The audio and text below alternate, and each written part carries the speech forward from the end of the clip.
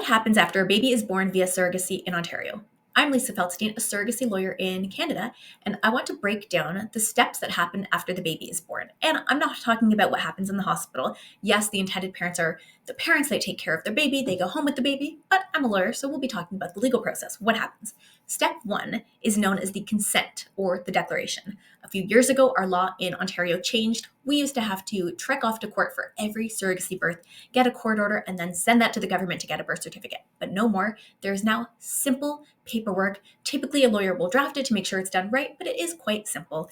We need to include the names of the parties, the date the surrogacy agreement was signed, the date of birth, so it has to be done right, but it's relatively simple. So first step, paperwork. One thing that's important to note is surrogates cannot sign until 7 days after the birth. The intended parents sign a different document from the surrogate, they can sign right away. So take care of that paperwork. The second step is the intended parents register the birth. They can do this by sending paper off. Most people will choose to do it online, and that's an important step because every single birth, surrogacy or not, has to be registered with the Ontario government.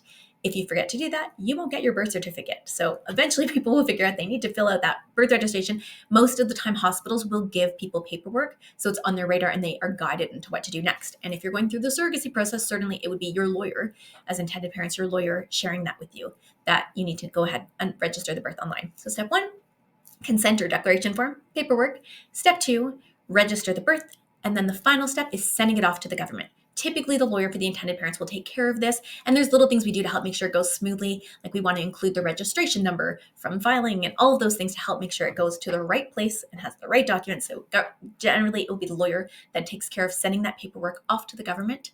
And that's it.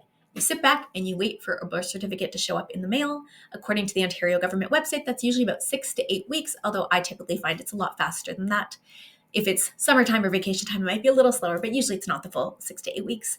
And where there's a real reason to request that that be expedited, we ask, and the office is quite good at actually processing the paperwork faster if there's a real need, such as intended parents that are from another country and they want to get home. So to recap what happens after a baby is born via surrogacy in Ontario, step one, a consent or declaration form is signed by the surrogate and the intended parents.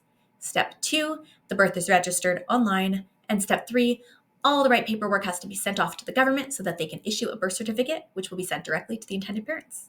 So that's it for this video. I hope you learned something new, and I'll see you in the next one.